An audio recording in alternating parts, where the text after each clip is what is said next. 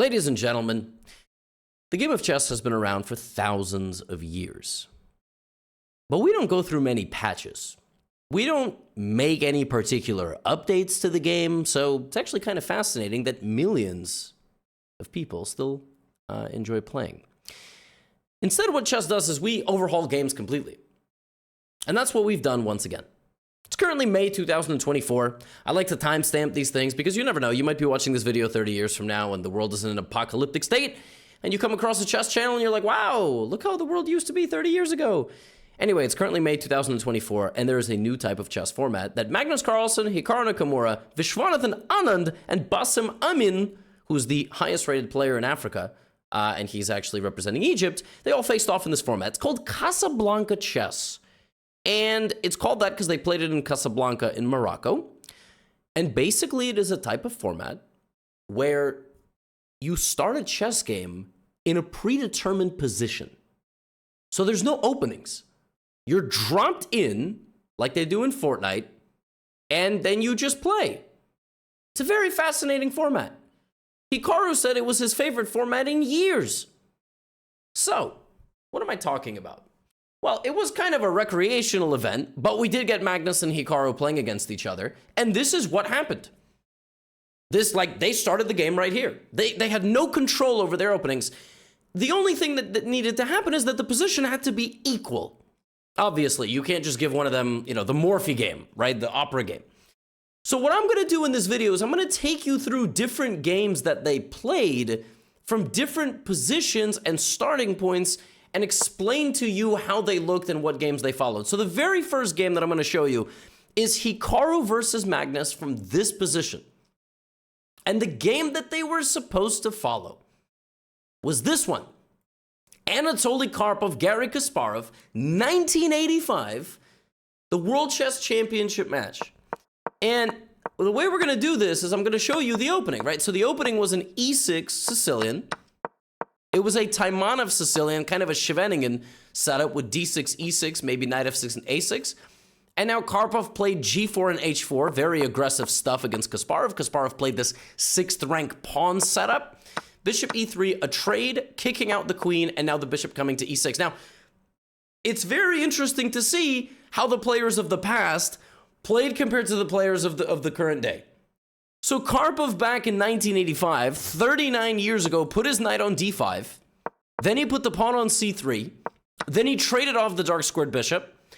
Garry took with the queen, and then Karpov went for an attack. Ultimately, there was a trade, and Kasparov rerouted the queen on the h-file and then struck in the center. The game went on and ultimately ended in a draw. All right, but the key idea was knight to d5, c3, and knight e7. And in the game between Hikaru and Magnus, that is also what happened.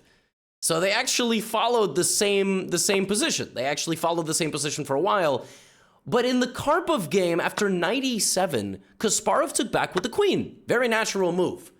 Whereas Magnus Carlsen, either from memory or from inspiration, took with the king. That is a statement move. That is a gangster move. We love that. He takes with the king. He puts his king in the center. And this is a pretty common idea in the Sicilian defense, actually. Like, you leave your king in the center, and if the knight can't come get it from either side, it's difficult to get that. This is actually a completely reasonable move. It looks ridiculous. Don't try this at home. Only try this if Magnus is playing it. But now Hikaru plays g5. So clearly you have to justify having the pawn there. Now we have knight to g4, all right? So Magnus could have taken on g5, but instead he opts to go knight to g4. And now Hikaru moves the bishop out of the way because he doesn't want the knight to take it, and the knight is almost trapped. Right, you have to play f3. Black here has the option between queen b6 threatening mate and just the immediate pawn takes on g5. He opts for pawn takes on g5. Now, by the way, bishop g5 is not winning a queen. In fact, this just shows you the resilience of Black's position. Black's king is completely safe. You have no way to get to the king at all. Not even close. hg. Now, right here, Hikaru can choose f3 right away. And that is the best move according to the engine. knight f6, bishop g5. And here Hikaru thought, like, black just plays something like king f8 and has an advantage. King f8, knight h5. Like, he probably thought something like queen b6, knight h5, this type of thing. And he thought black is better. The engine doesn't really disagree, but it still thinks that you have to do that. It thinks that there is nothing else. Instead of f3, Hikaru plays bishop to f3, trying to target the knight with the bishop. And now Magnus finds a very, very nasty idea. A very nasty idea. He first defends his knight. And when Hikaru goes to attack it again, the knight sneaks into the white position. And this is when you know you've messed up. When the knight is just darting around your territory and 5 of your 6 major pieces are on the back rank, something is inherently wrong with the white position. Bishop g5, check, f6. It's ridiculous how strong that king is. And it shows you that it's different than how Kasparov handled the position. So Magnus improves on Kasparov's chess. Very interesting stuff. So the king is safe, Hikaru comes back, and now, look at this. I mean, I love the fact that this king is just completely blocked off on all sides. And Magnus doesn't rush, he trades, he's slightly better, plays queen b5, and white just has too many weaknesses. He can't even castle. You can't castle because you're going to lose the pawn on a2, and you don't have any attack. Now Hikaru plays bishop c1 twice in the same game. He just played bishop c1 here. That's how you know something went wrong. When you got to keep making the same move, you still can't get out. Now, how does Magnus ultimately make the breakthrough? Plays bishop f7, stays patient, targets the pawn, forces white's rook to be passive. Now, queen a4, just restricting, maybe sneaking into c2 in the future, targeting the e4 pawn, and now d5. And now black's position is going to come alive down the d file. It's going to come alive in the center. White just can't get he can't even get off the starting rank, right? Rook h2. Now the queen just slides back to c6. He's just not letting, he's not letting it be easy. Bishop f3, for example, yep, that's exactly what happens. Now Magnus is a pawn up. So Magnus has all the benefits of the position, and he's a pawn up. Hikaru tries to open things up, but what a move, by the way. Rook e8, and the threat is just to move the king. The threat is to move the king, and then a bazooka is going to be pointed down the e-file. And Hikaru plays queen g1, and yeah, if this is the position of the pieces somewhere through in the middle of the game, something went horribly wrong. Horribly wrong. King f7. And you know what I love about this position? This is so interesting. The bishops are of opposite color, right? Which means both sides have an objective to play on the color where they're stronger. Black is stronger on the light squares, white is stronger on the dark squares. But look how every piece is on the dark squares, look how every piece is on the light squares, and only one side right now is going to be delivering a fatal blow to their opponent. And Magnus takes on e5. Hikaru just, he finally gets to move his king, but the king is forced back. Rook e3 is lights out. Hikaru's rook never got out. You can't even say the dark squared bishop got out. So ultimately, in these Sicilian middle games, it seemed the position was much harder to play for white. It just was. And I think, honestly, Gary showed the same thing. Gary was the one calling the shots in this game, putting the queen on the h-file, on h4, and ultimately putting the pressure on Karpov throughout. Karpov, though, a very resilient defender, kind of turned the tables and then just simplified down, and nobody could win here. But very interesting to see how Magnus improves. And, Magnus might have not played king e7 in a high-stakes game, but you put him in a 15-minute game in this kind of new format, and he's going to get really creative trying with king e7. Very interesting stuff. Fascinating to see the difference in the way they play. Now, this one was also fascinating. I'm actually going to show you both of these games. This was actually in the first round. This was Carlsen Anand and also Hikaru Bassem. This position follows a game from 150 years ago. Some of you weren't even alive back then. That's crazy. And they followed Chigorin versus Steinitz. If you know anything about these dudes, were the OG chess influencers. All right, if they could be walking around back there live streaming games in person, they would. All right, which just is a hilarious thing to think about. This was played in 1889, 135 years ago. I mean, just incredible. This was played in Havana, in Cuba. And it was Chigorin versus Steinitz. And that Havana back then with Capablanca, it was like Capablanca came a little bit later, but Havana was kind of there was a big chess hub there, and there still might be. Obviously, yeah, there's a lot of strong Cuban players. So this one was an Italian Evans Gambit. Like, it blows my mind. 135 years ago, people were playing this cutting-edge Gambit stuff. This was the style of chess in the early 19th century, like the early 1800s. But it persevered. It persevered. You gambit the pawn, c3, and then you take this big center with d4. Now, important moment. Steinitz played a lot of queen to f6. It was very like normal back then. Bring the queen out, counterattack your opponents. Nobody really plays queen f6 anymore, but it's not even that bad of a move. Like, according to the engine, it's 0.8. You know what I mean? Like, and this thing is so good. It's ridiculous. Nowadays, people just play knight f6. Like, the importance of developing traditionally, etc., is very valuable. Queen f6, d4, knight e7. This is the incorrect way of setting up. According to the engine, bishop g5, queen d6. I mean, you can't really blame them. Back in the day, they used to live until they were like 35. Like, the concept of foresight was not really, a thing back then. Like, they would put the queen in the center, and the engine hates it, but we don't care about the engine. Queen b3 castles, rook d1, keeping the tension, and now this move, bishop to b6. Okay, so the top move according to the engine, and the move that Chigorin played in the game is to take the pawn. Is to actually take the pawn. It's the top engine move, queen g6, and then he played queen a3, and he went on to lose. He got hit with, he actually didn't get hit with a tactical, although knight e5 was the best move, but he went on to lose the game.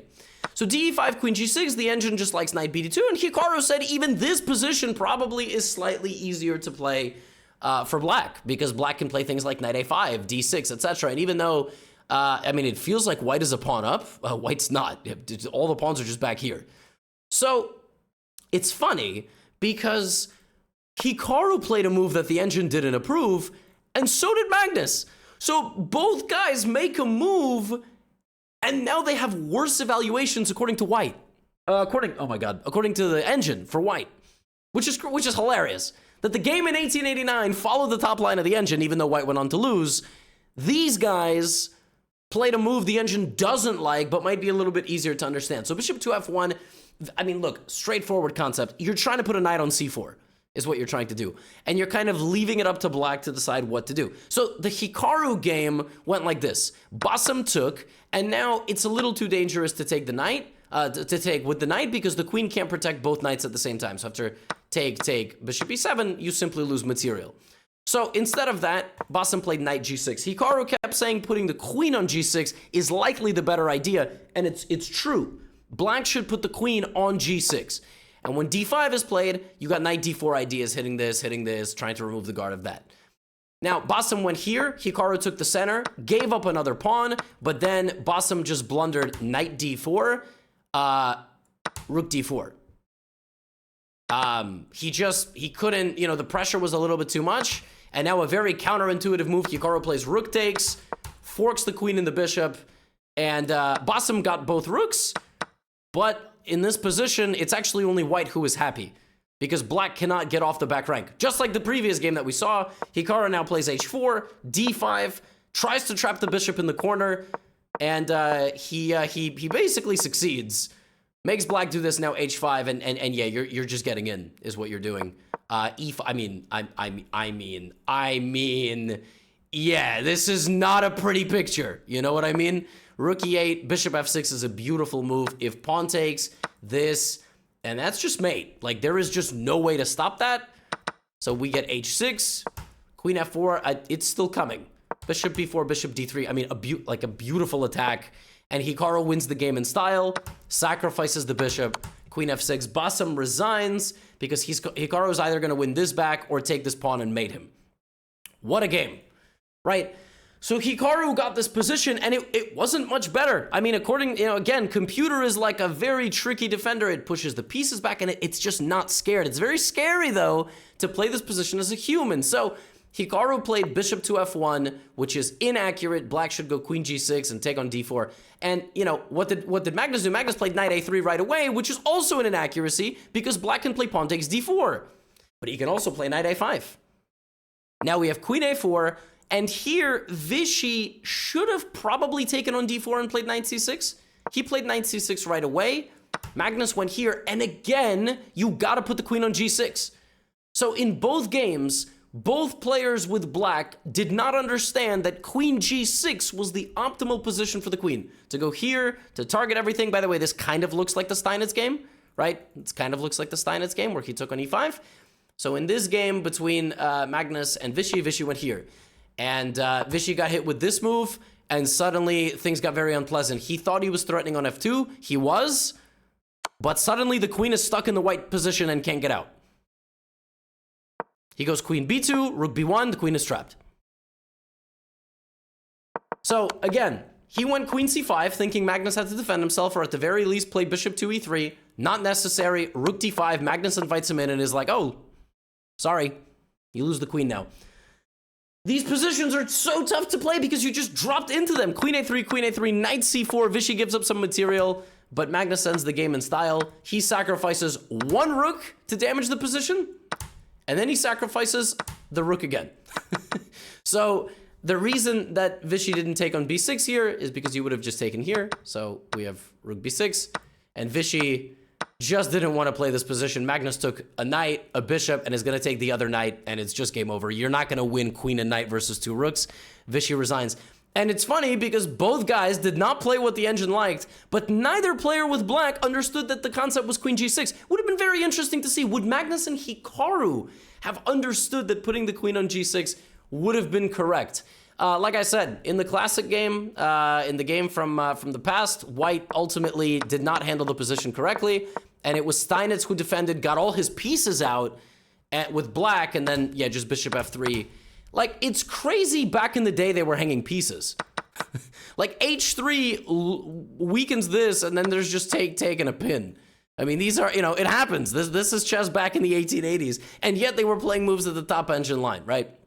I got a couple more for you. We have another Magnus Hikaru game, and again, they played a lot of different positions and different interesting formats. This one followed the game Zejun versus Alisa Galyamova from the 1999 World Chess Championship match. And here I just have an empty analysis board for some reason. This is the 1999 Women's World Chess Championship match. It happened between two cities, Kazan and Shenyang, which is pretty normal. Like, I mean, again, chess is weird. Like, we don't have a consistent format anywhere. So it's actually very normal for World Championships on the women's side to take place in two cities for some reason. They don't do that in the Open or the men's or whatever. But I don't know. That's just how it's always been. So let's take a look at this position. Magnus and Hikaru playing this position. White has castle queenside. Black's king is in the center. If you don't recognize this position, I don't blame you. Very tough to understand. It kind of looks like it could have been a French defense, like in a weird advanced French. Also looks like there's no e-pawn, there's no c-pawn. Well, I guess there is an e-pawn, but it was from a d-pawn. It got traded. So tough to understand. I mean, it's not even, what I just said is not even fully accurate, but looks like the e-pawn was preserved. The d-pawn was traded for the c-pawn. That's what I was trying to say. But sometimes you just ramble and you say stupid stuff, and then your audience is sitting there like, what did he say? And then I'm like, what did I say? And I make fun of myself and I call myself stupid, and we all move on. So the position is after this move f5, and I'm going to show you the historical game. It was from a classical Sicilian in 1999, played 25 years ago, bishop to g5. And this is called the Richter-Rause variation. e6, queen d2, white castles long. And amazingly, I mean, even 30 years ago, some of these positions have absolutely survived the test of time. As we just saw in 1889, they survived the test of time. But it's, you know, in an opening like the Sicilian, very cutting edge, some of this stuff is very dangerous. Like black playing, you know, so aggressively, white playing so aggressively. And frequently, white takes this knight because you can't take like this because you're going to lose this pawn. So gf6, and then, you know, frequently I've seen white play f5, and the point is that if e5, white gets this really dominating clamp on the d5 square, but in the game, white went e5, which is a move. It's very aggressive, forcing black to probably create some sort of structural stronghold like this. Now white plays king b1, always a useful move when you've castled queenside. You protect all your pawns, you get off this diagonal, you get off of the c file if the rook is there. And now bishop to d7 is played. White plays queen e3, and now f5, closing the door, not allowing the center to open up. All right. Now in this game, white went g4, which is the best move. It's actually the best move. White sacrificing a pawn, fg, h3, playing it like in gambit style, making it a very unpleasant choice for black. If you don't take, white takes you, so you gotta take. You gotta just bite the bullet. Now bishop h3, queen c7, and now white went f5. So Zejun was just aggressive in this game. Long castle, rook f1, and ultimately white was still a pawn down, so the best white is going to potentially get is to win the pawn back, bishop c5, insane position. White has to sacrifice a rook to fuel the fire of the attack, h5. Then white found this very nice idea, b4, put the knight in the center, bishop g2, and it was bad news.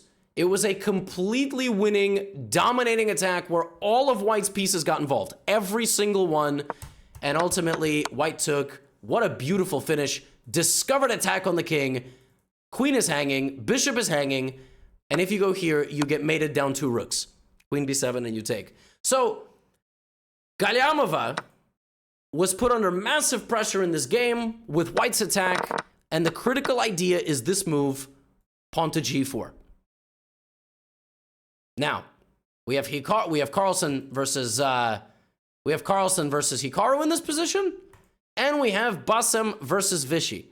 Vichy went knight e2, and Magnus went g4.